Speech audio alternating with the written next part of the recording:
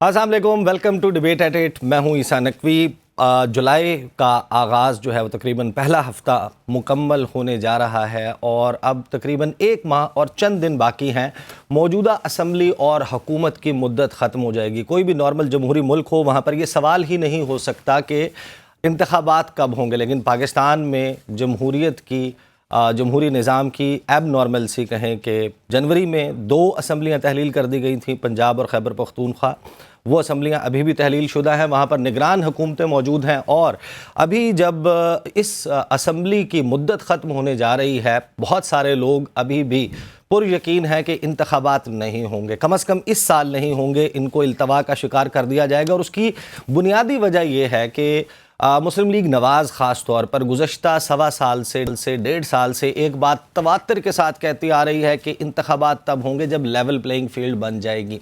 इस level playing field से उनकी क्या मुराद है, उनके इत्तेहादियों की क्या मुराद है कि वो कौन सी सिचुएशन होगी? क्या वो वक्त जिस वक्त उन्हें ये यकीन हो जाएगा कि बैलेट बॉक्स पर उनकी फ़तह यकीनी है, उस वक्त इंतखाबात होंगे, या फिर इसके लिए किसी और चीज़ का इंतज़ार किया जा रहा है? अब ये जब रस्म कायम कर दी जाएगी और उसके लिए हमारी जमहूरी जमातें खुद अपना कांधा फराहम करेंगी, तो अगर मुस्तकबिल में किसी भी जवाज़ को बुनियाद बनाकर इस किस्म का काम किया जाएगा तो फिर ये जमातें उस वक्त इसके ख़िलाफ़ कैसे आवाज़ उठा सकेंगी?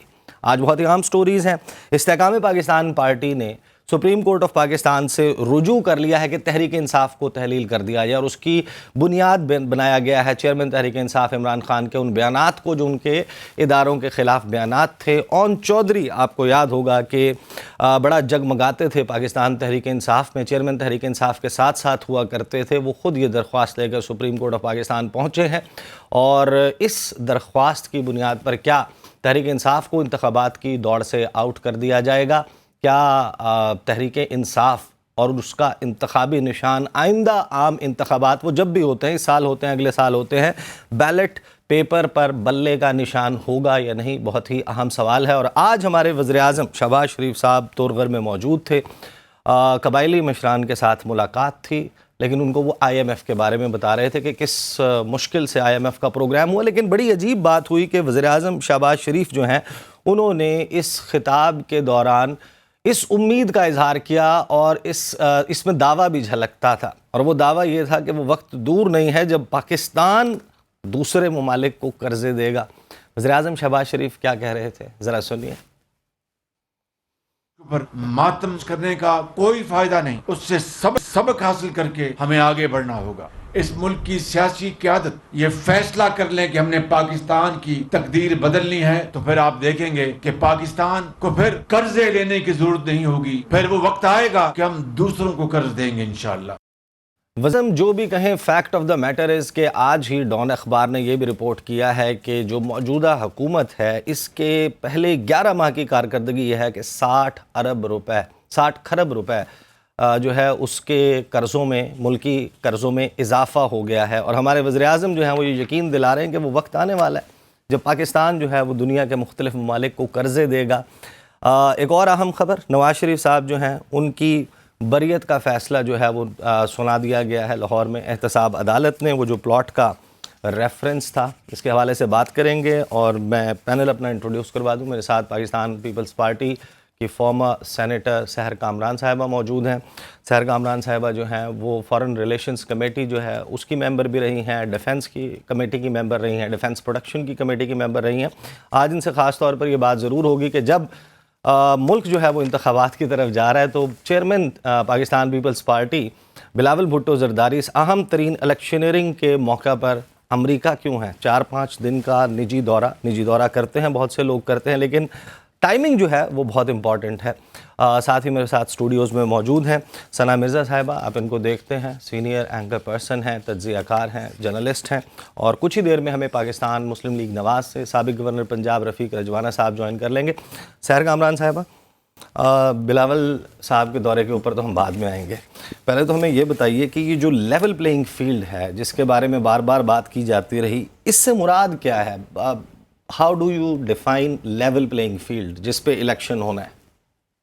देखिए, इस माजी में बहुत सी ज़्यादतियाँ हुई और हमारे सामने 2018 का इलेक्शन और RTS सिस्टम का फ़ेल होना اور جس طریقے سے سیاسی جماعتوں کو منظر سے ہٹانا، یہ کوئی ایک نئی بات تو ہے نہیں، یہ ایک حصہ رہا ہے ہمارے ماضی کا، لیکن انہی تمام جو ہے واقعات کو مد نظر رکھتے ہوئے شہید بے نظیر بھٹو صاحبہ نے میثاق جمہوریت پہ دستخط کیا تھا، تاکہ جو ہے جو سیاسی جماعتیں ہیں وہ جمہوری عمل میں شامل رہیں اور ایسے اقدامات سے گریز کریں جس سے جو ہے جمہوریت کو نقصان پہنچے۔ تو ہم نے یہ دیکھا کہ جب 2008 میں پیپلز پارٹی کی حکومت بنی تو تمام تر جو ہے وہ چیلنجز کے باوجود بھی وزیر اعظم جو ایک نااہل ہوئے، لیکن 5 سال کی مدت پوری ہوئی اور اس کے بعد ایک اسموتھ ٹرانزیشن ہوا، نواز شریف صاحب کی حکومت آئی اور ان کی بھی 2/3 اکثریت کے باوجود بھی نااہلی ہوئی، اور اس کے بعد جو ہے انہوں نے بھی 5 سال اسمبلیاں پوری کیں، اور اب بھی تمام تر چیلنجز کے باوجود اسمبلیاں 5 سال مدت پوری کر رہی ہیں۔ تو کہیں نہ کہیں درستگی کی ضرورت ضرور ہے، جہاں پر جو ہے مختلف جو عوامل کو سامنے رکھ کے سیاسی جماعتوں کو راستے سے ہٹایا جاتا ہے، میرا خیال ہے کہ اس کی کریکٹیو میجرز لینا بہت ضروری ہے۔ صحیح۔ اچھا ثنا، مجھے بتائیے گا کہ ان کے شکوے 2018 میں یہ ہوا تھا، 2018 میں ہمیں بھی پتہ ہے ہوا کس طرح چل رہی تھی، کہاں سے چلائی جا رہی تھی، کس پارٹی کے فیور میں چل رہی تھی۔ یہ تو پاکستان کی جمہوریت کا ہمیشہ سے نوحہ ہے۔ یہ پیپلز پارٹی اور ANP یہ وہ جماعتیں ہیں جو 2013 میں انتخابات کی کمپین بھی نہیں کر پائی تھیں، لیکن کیا اس ہسٹری کو ریپیٹ کرنا اب اور ایک اور سیاسی جماعت کو جو ہے وہ معطوب کرنا، کیا یہ کوئی سروس ہے جمہوریت کے لیے؟ بہت شکریہ عیسیٰ مجھے انوائٹ کرنے کے لیے۔ دیکھیں 2-3 چیزیں ہمیں سمجھنی بڑی ضروری ہے۔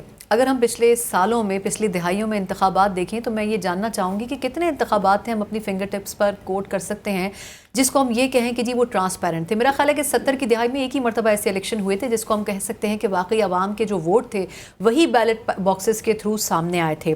دوسری امپورٹنٹ چیز یہ ہے کہ جو لیول پلینگ فیلڈ کی بات کی جا رہی ہے تو میرا خیال ہے 2018 کے حوالے سے سحر صاحبہ کی بات درست ہے کہ جس بڑے پیمانے کے اوپر ایک پولیٹیکل پارٹی کو آگے لایا گیا، میرا خیال ہے کہ ماضی قریب میں اس کی اتنی اچھی مثال نہیں ملتی۔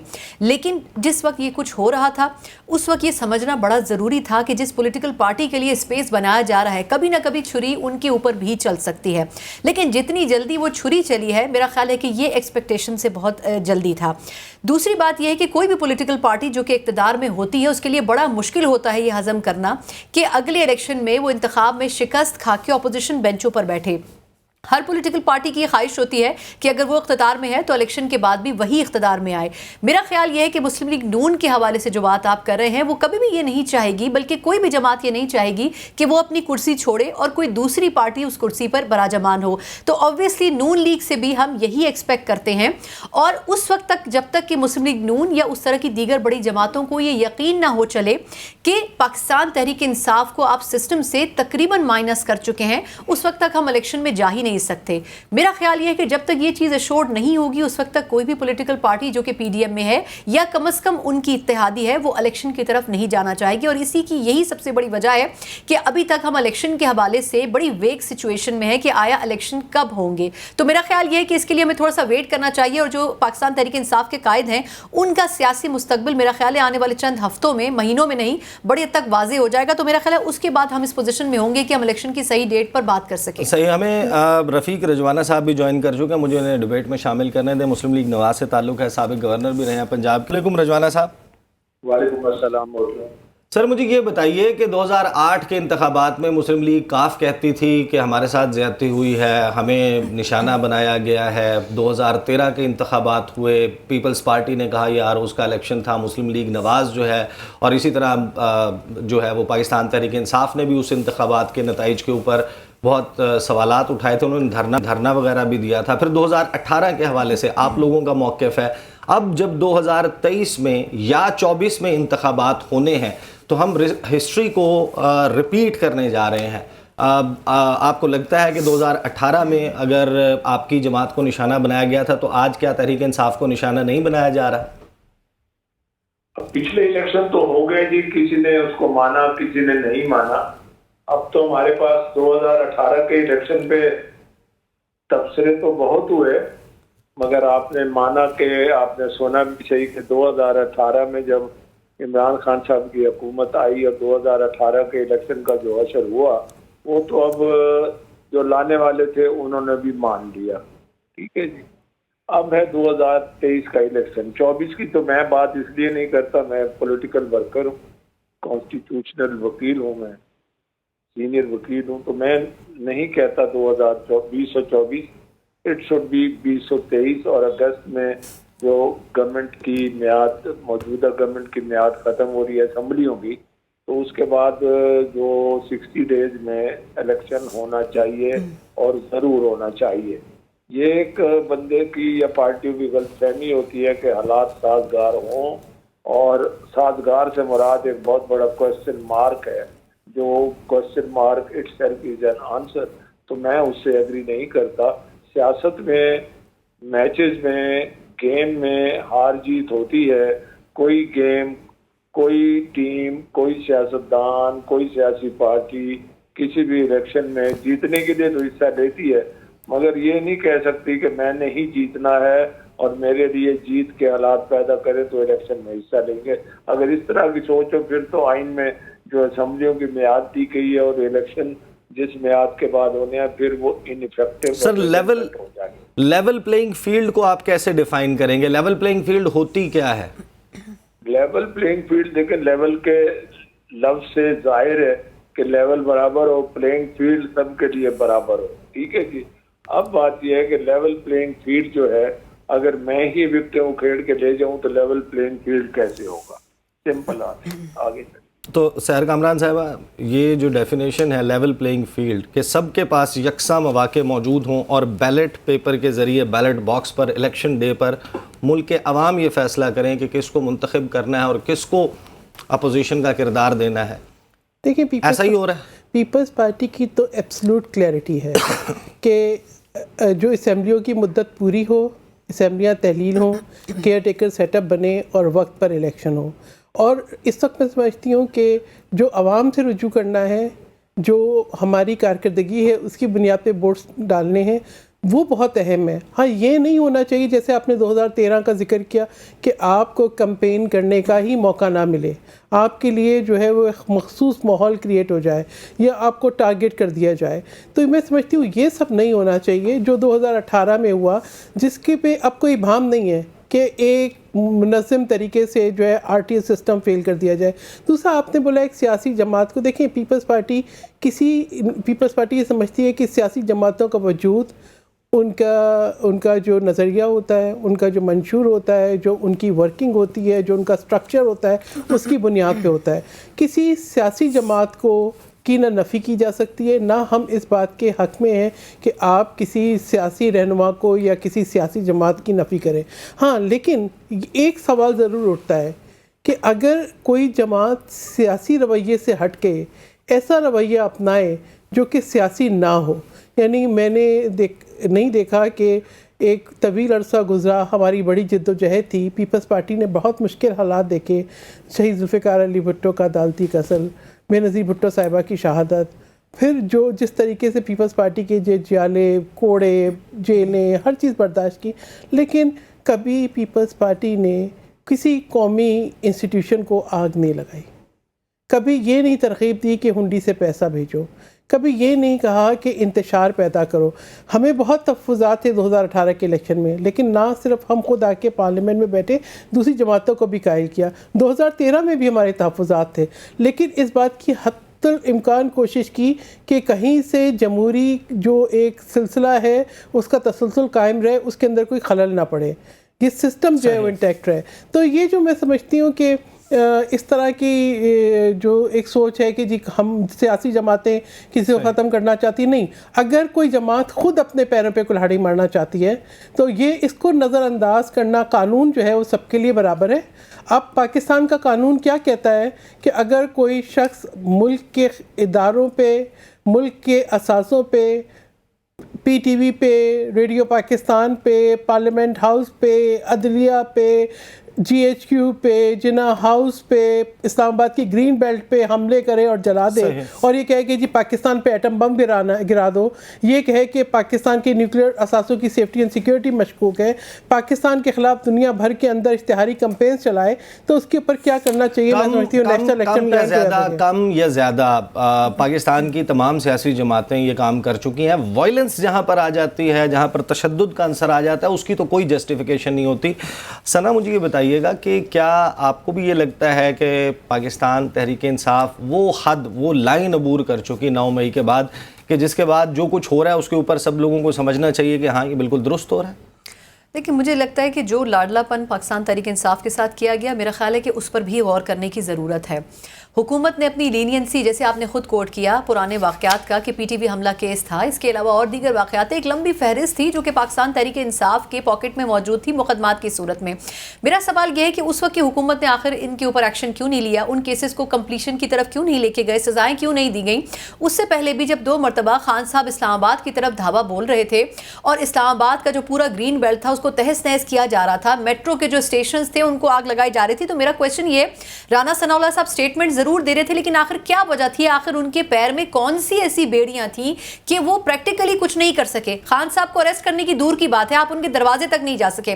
ابھی کچھ ماہ پہلے تک بھی جب خان صاحب کے گھر کے باہر بڑی تعداد میں لوگ موجود ہوتے تھے، پولیس ان کے گھر تک نہیں پہنچ سکی، صرف اس بات کی وجہ سے کہ کہیں کسی شخص کی کوئی ڈیتھ نہ ہو جائے. میرا کویشچن یہ ہے کہ آپ نے اپنا آپٹیمم لیول جو تھا اس کو اس حد تک آپ نے بریچ کروایا کہ اس کے بعد آپ کی بس ہو گئی. تو کویشچن یہی ہے کہ جب پاکستانی حکومت کی ریٹ اگر چیلنج ہوتی ہے تو from the very first beginning آپ اس کو اگر سنپ کرتے تو میرا خیال ہے کہ یہ حالات پیدا نہ ہوتے. جو کچھ 9 مئی کو ہوا، اس میں میں کوئی PTI کی سپورٹر نہیں ہوں، نہ ہی حکومت کی ہوں، لیکن میں ایک چیز ضرور کہوں گی کہ جب اس چیز کی شروعات ہوئی تھی خان صاحب کے اقتدار سے نکلنے کے بعد، تو میرا خیال ہے کہ اس وقت ہی پوری قوت سے اگر روکا جاتا تو پھر شاید 9 مئی کا واقعہ نہ ہوتا. تو اس چیز میں ان تمام لوگوں کی کوتاہی شامل ہے جنہوں نے 9 مئی سے پہلے لینینسی کا مظاہرہ کیا اور ان کو بریتھنگ سپیس دیا. اگر وہ سپیس نہ ملتا تو شاید اس جماعت کے لوگ اس طریقے سے وہ سب کچھ نہ کرتے جو کہ 9 مئی کو پلان طریقے سے کیا گیا. اس پہ جو آئینی اور قانونی پوزیشن ہے، رجوانہ صاحب مجھے یہ بتائیے گا کہ پاکستان میں آئین موجود ہے، قانون موجود ہے، تعزیرات موجود ہیں، سیکشنز موجود ہیں، اینٹی ٹیررزم کورٹس موجود ہیں، فوجی عدالتیں بھی موجود ہیں. ایک کرائم ہوتا ہے اور اس کی جو نوعیت ہے اس کے اعتبار سے اس کی سزائیں بھی ہیں. اب 9 مئی کے جو واقعات ہوئے ہیں، آپ سمجھتے ہیں کہ وہ اس قدر سنگین ہے کہ اب تحریک انصاف شاید الیکشن میں بھی حصہ نہ لے پائے؟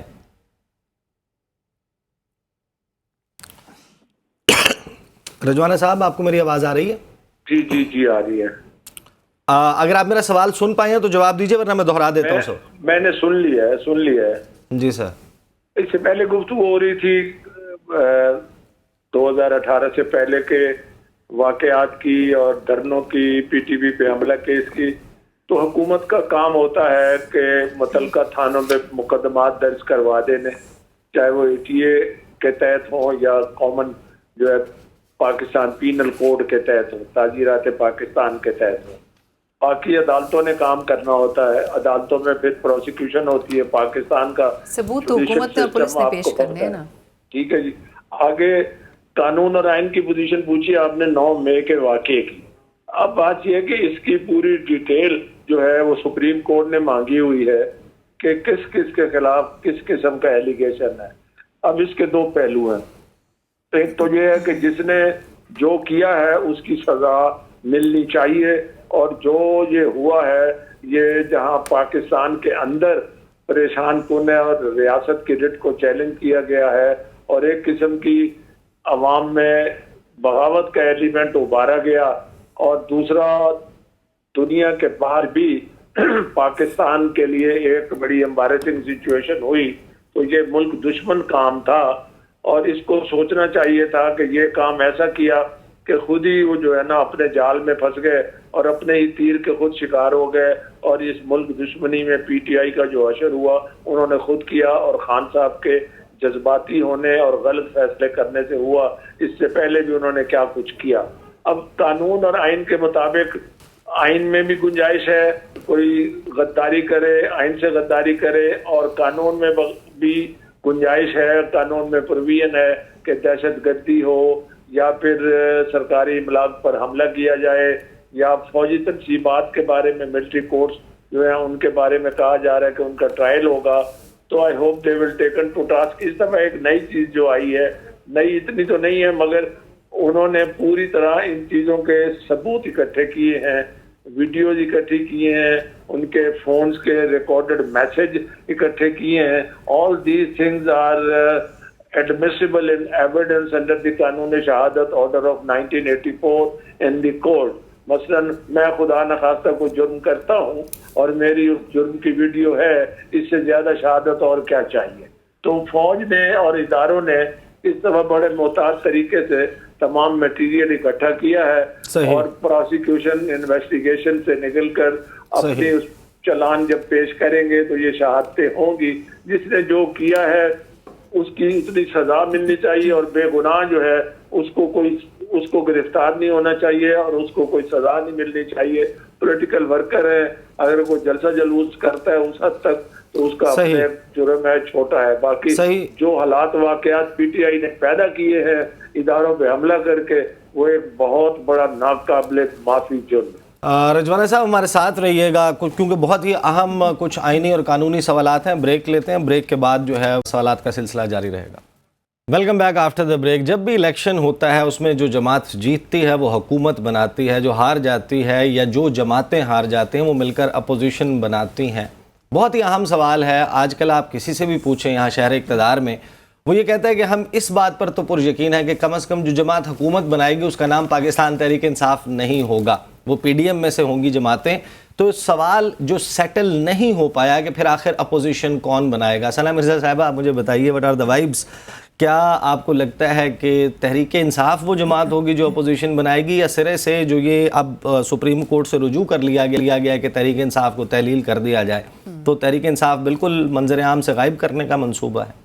مجھے تو خیر یہ لگتا ہے کہ پاکستان تحریک انصاف جس طریقے سے ٹوٹ رہی ہے تو ہم ہر پولیٹیکل پارٹی کے اندر تھوڑی تھوڑی باقیات جو ہیں وہ پاکستان تحریک انصاف کی دیکھیں گے, اور آپ دیکھ بھی رہے ہیں کہ ہر پولیٹیکل پارٹی میں شمولیت کے خواہاں بھی ہیں.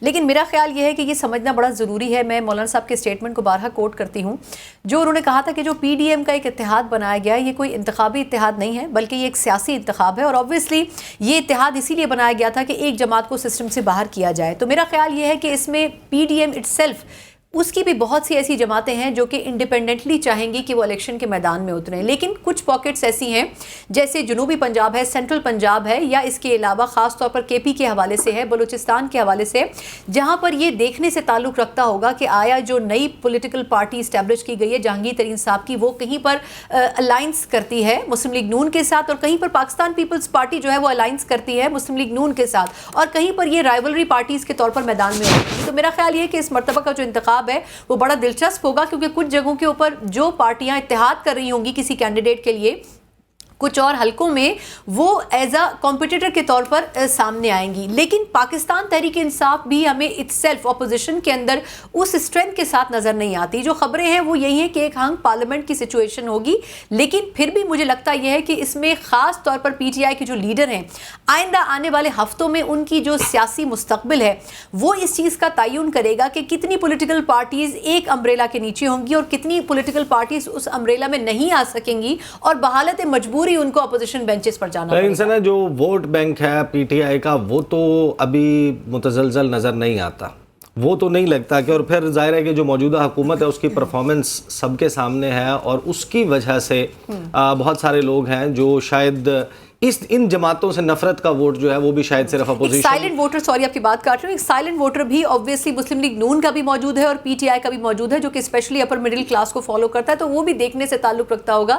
لیکن اگر اس پولیٹیکل پارٹی کے ٹکٹ لینے کے لیے افراد موجود نہیں ہوں گے ہر حلقے میں, تو پھر یہ مشکل ہے کہ وہ الیکشن کیمپین میں اور الیکشن میں کس طریقے سے اترے گی. صحیح. رجوانہ صاحب مجھے یہ بتائیے گا, یہ ابھی ثنا مرزا صاحبہ نے کوٹ کیا مولانا فضل الرحمان کا ایک بیان جو انہوں نے کہا تھا کہ یہ جو اتحاد ہے یہ پی ٹی آئی کو مائنس کرنے کے لیے بنایا گیا. تو یہ جو پی ٹی آئی کو مائنس کرنا ہے یہ سیاسی جماعتوں کا کام ہے یا عوام کا کام ہے کسی بھی سیاسی جماعت کو مائنس کرنا؟ پارٹی جو ہے نا کبھی مائنس نہیں ہو سکتی. جہاں پاکستان میں مائنس سمجھا جاتا ہے اقتدار سے مائنس ہونا, جبکہ سیاست میں مائنس والا کانسیپٹ ہی نہیں ہے. ہم اس کو سمجھتے ہیں کہ یہ مائنس سے مراد یہ ہے کہ جی اس کو حکومت میں نہیں آنے دینا. میں 2 مرتبہ بطور سینیٹر پارلیمنٹ کا تجربہ ہے. اپوزیشن سے بہتر سیاست ہی نہیں ہے.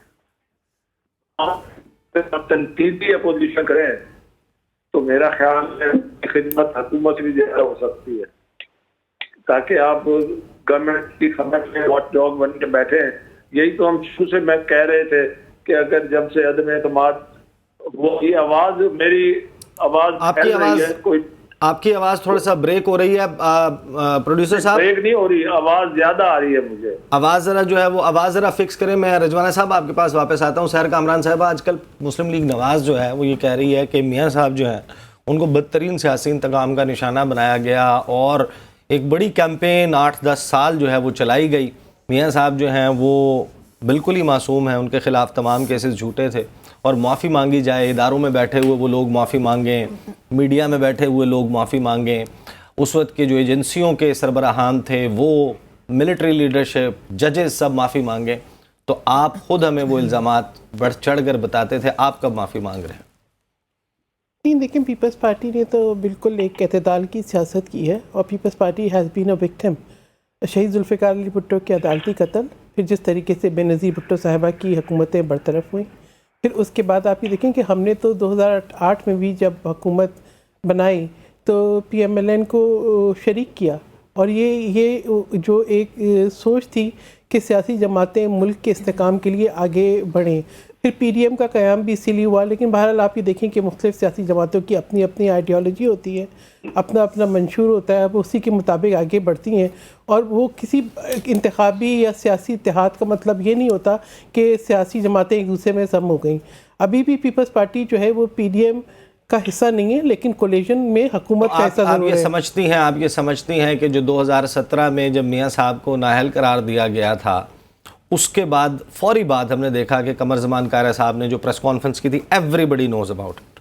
دیکھیں ایسے وہ پریس کانفرنس, اور آپ اب یہ سمجھتے ہیں کہ واقعی میاں صاحب پہ کرپشن کے تمام الزامات بالکل جھوٹے ہیں, اور آج سے وہ کلین سلیٹ کے ساتھ پاکستان کے سیاسی منظرنامے پر انہیں موجود ہونا چاہیے. دیکھیے عیسیٰ, بات یہ ہے کہ اس طرح کے الزامات اور کیس, کیا میں سوال نہیں اٹھاؤں کہ آصف علی زرداری صاحب نے زندگی کے 13-14 سال کس بات پہ جیل میں گزارے؟ کوئی یعنی عدالتوں میں مقدمات چلے, کچھ ثابت نہیں ہوا. فریال تالپور صاحبہ کو عید کی رات جیل منتقل کیا گیا ہاسپٹل سے. تو ہم نے تو یہ دیکھا ہے کہ یہ ایک سلسلہ ایسا رہا جس سے کوئی بھی محفوظ نہیں رہا. اب یہ عدالتوں کے اوپر ذمہ داری ہے. اس وقت جو ہے اصل ایشو جو ہے, کیا عدالتیں اپنا اعتماد اور وقار بحال کریں گی؟ یہ جتنے فیصلے ہوئے یہ ایسے تو نہیں ہوئے. ہم تو عدالتوں کے فیصلے دیکھ رہے ہیں نا. عدالتوں کے فیصلے کل کیا تھے, آج عدالتیں یہ فیصلہ دیتی ہیں کہ آپ کسی کو گرفتار کریں تو وہ کہتے ہیں آپ ان کو گیسٹ ہاؤس میں ٹھہرائیں, ان کو جو ہے کھانا بھی کھلائیں, ان کے ساتھ 12 افراد بھی رکھیں. وہ اگر جو ہے ان کو کوئی جو ہے وہ سمن جو ہے وہ ریسیو کرانے کے لیے یا اریسٹ کرنے کے لیے جائے تو پیٹرول بم پھینکے جائیں تو عدالتیں اس کو بھی جائز سمجھتی ہیں. اور آج اس طریقے سے ضمانتیں ہو رہی ہیں تو دیکھیں سوال تو اٹھتا ہے کہ کیا ہمارا جو عدالتی نظام ہے وہ بالکل فیئر ہے؟ کیا اس میں جسٹس ہے؟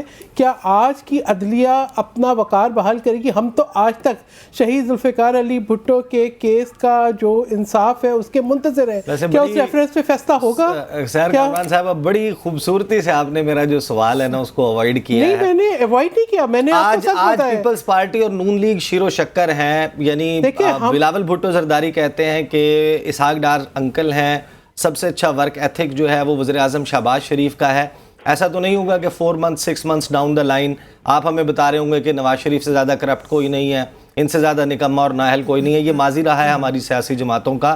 تو جو آج آپ لوگ دبئی میں ملاقاتیں کر رہے ہیں, یہ میل ملاقاتیں ظاہر ہے کہ کسی انڈرسٹینڈنگ پر پہنچنے کے لیے نہیں ہیں, کے لیے ہو رہی ہیں. اب یہ انڈرسٹینڈنگ اگر نہیں ہوتی تو پھر آپ دوبارہ اسی موڈ کے اوپر چلے جائیں گے جو ہم دیکھتے رہیں. دیکھیں عیسیٰ, ایک اور میں آپ کو بات بتاؤں کہ سیاسی جماعتیں چاہے حکومت میں ہوں چاہے اپوزیشن میں ہوں, کچھ قومی معاملات ایسے ہوتے ہیں جن پہ اتفاق رائے بہت ضروری ہوتا ہے.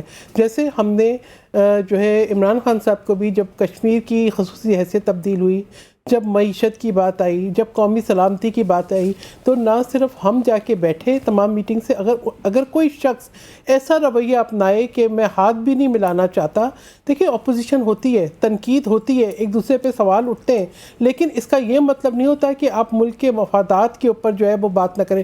آج آصف علی زرداری صاحب نے جس طریقے سے مساق معیشت کی بات کی ہے, مساق جمہوریت ہوا تو پاکستان کے اندر جمہوریت کا تسلسل ہوا, مساق معیشت آج ضروری ہے. میں رجوانہ صاحب سے پوچھ لوں, رجوانہ صاحب آپ کو میری آواز اب آ رہی ہے؟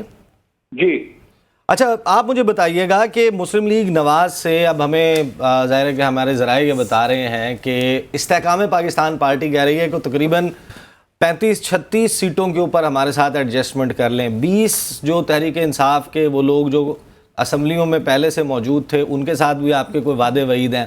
پیپلز پارٹی بھی جو ہے وہ مسلم لیگ نواز سے سیٹ ایڈجسٹمنٹ مانگ رہی ہے اہم سیٹوں کے اوپر پنجاب میں. تو مسلم لیگ نواز یہ کرے گی, سولو ہوگا ان کا الیکشن, یا پھر جو موجودہ شکل ہے حکومت کی اس کا ریپلیکا نظر آئے گا آگے؟ دیکھتے ہیں فیصلے ہونے بیٹھے ڈیمانڈ تو ہوتی ہے کہ ہمیں فلاں سیٹ پہ بھی ایڈجسٹ کر دیں اور فلاں سیٹ پہ بھی ایڈجسٹ کر دیں. خاص طور پہ پنجاب میں ہماری تمام سیٹوں پہ ایک ایک سیٹ پہ کئی امیدوار ہیں.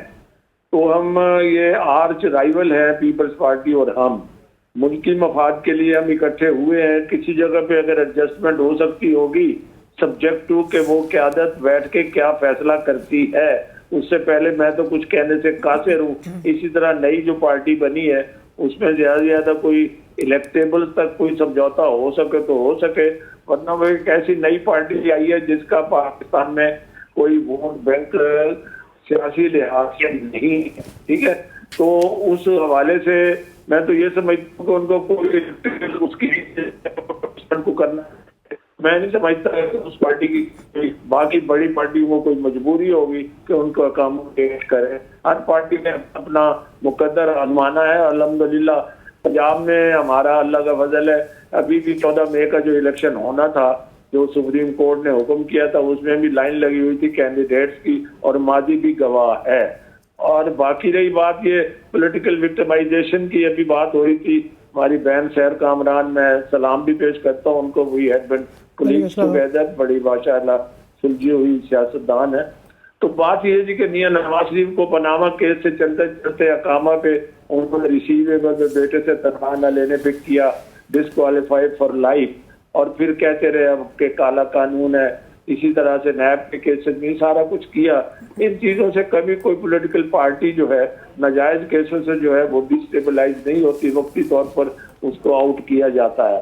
اب یہ گیم بند ہونی چاہیے. مگر پاکستان میں پہلی دفعہ عمران خان صاحب نے جو 9 مئی کو واقعہ کھایا ہے انتہائی افسوسناک ہے. کسی پولیٹیکل پارٹی نے آج تک, حتیٰ کہ ذوالفقار علی بھٹو صاحب کو ہینگ کیا گیا اور عدالتی قتل اس پر بھی ایسی بات نہیں ہوئی, اور پھر محترمہ بے نظیر صاحبہ کو جب شہید کیا گیا اس وقت بھی پاکستان میں اس طرح کی بات نہیں ہوئی.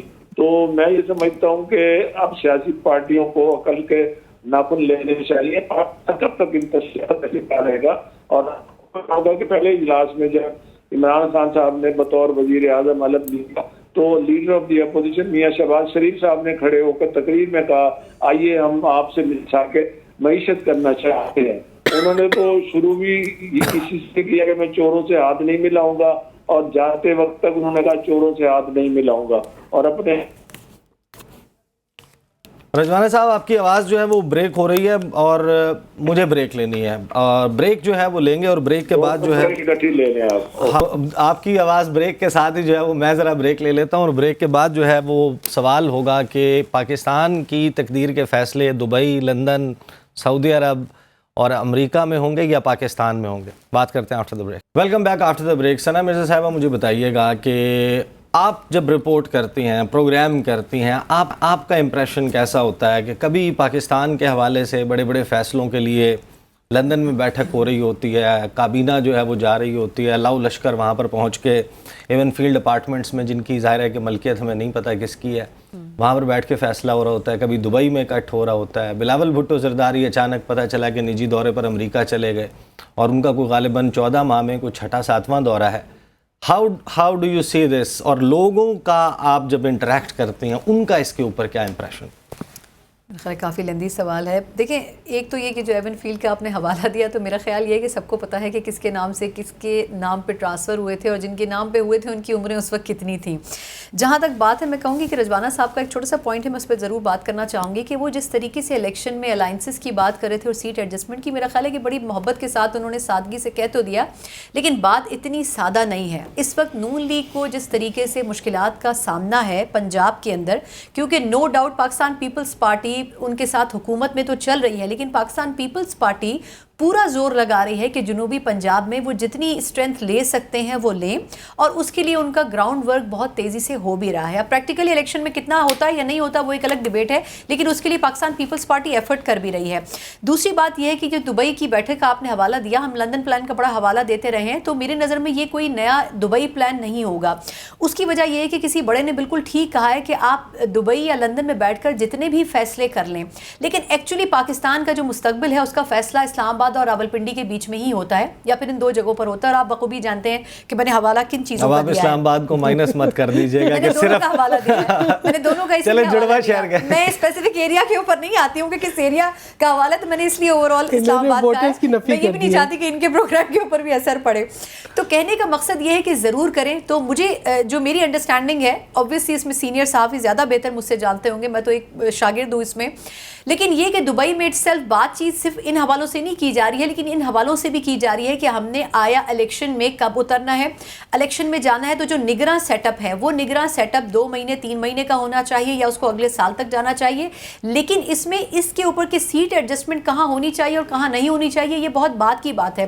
ابھی اصل مسئلہ جو ہے وہ الیکشن کب ہونا ہے اس پر ہے، کیونکہ ابھی تک بظاہر لگ یہ رہا ہے کہ شہباز شریف صاحب حکومت چھوڑ کر جانا چاہتے ہیں اپنا ٹینیور کمپلیٹ ہونے کے بعد، اور ہو بھی سکتا ہے ایسا ہو، لیکن جو نگراں سیٹ اپ ہے وہ کتنے ٹائم کے لیے آئے گا اس کے لیے ہمیں تھوڑا سا انتظار کرنا پڑے گا. کیونکہ پاکستان میں سب کچھ ممکن ہے. تو اگر کوئی یہ کہتا ہے کہ آئینی طور پر جی ایک مخصوص وقت ہے، تو میں یہ کہوں گی کہ آئینی طور پر تو یہ بھی تھا کہ ٹینیور ختم ہونے کے بعد اتنے ٹائم میں الیکشن ہونے چاہیے، جو نہیں ہو سکے اور کئی ماہ سے نہیں ہو سکے. تو آئینی طور پر ہم آئین کو اپنی مرضی سے توڑ مڑوڑ کبھی بھی کر سکتے ہیں.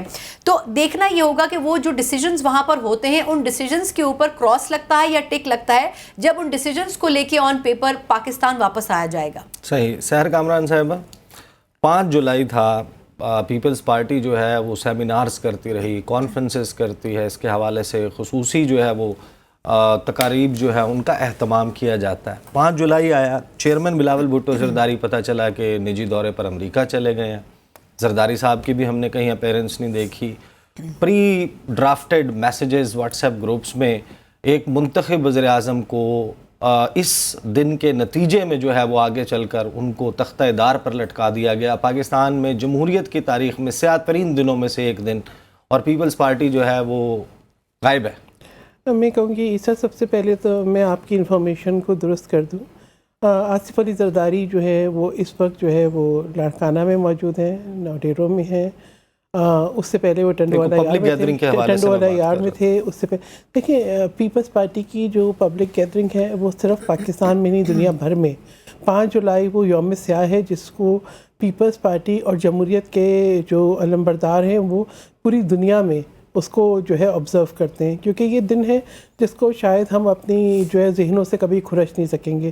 چاہے میں اس وقت اسکول میں تھی، لیکن مجھے وہ دن یاد ہے کہ جب جو ہے وہ ایک سناٹا تھا. ہم جو ہے میں یہ بتا رہی ہوں کہ دیکھیں چیئرمین جو ایک ہوتا ہے آپ کی قومی ذمہ داری. 10ویں اینیورسری بھی ہے سی پیک کی، جو ہمارا سب سے قریبی دوست ملک ہے چائنا، اس کے ساتھ ہمارا وہ اور ہمارے فارن منسٹر. عیسیٰ اگر آپ مجھے مکمل کرنے دیں، پہلی بات یہ ہے کہ سی پیک جو ہے وہ سابق صدر مملکت آصف علی زرداری کی بہترین کاوشوں اور ان کی جو ہے چائنا کے ساتھ ایک سفارتکاری اور وہ واقعی کرے یا نہیں کرے. دیکھیں چائنیز اس سلسلے میں چائنیز جو ہیں کہنے والے کہتے ہیں کہ وہ مشرف صاحب کا پودا لگایا ایک چائنیز جو ہے اس سلسلے میں خود بیانات دے چکے ہیں. ٹھیک ہے، تو آپ اس کو اہمیت دیں. اور اس کے علاوہ میں یہ کہوں کہ صدر آصف علی زرداری بہت اعلیٰ ظرف شخص ہیں.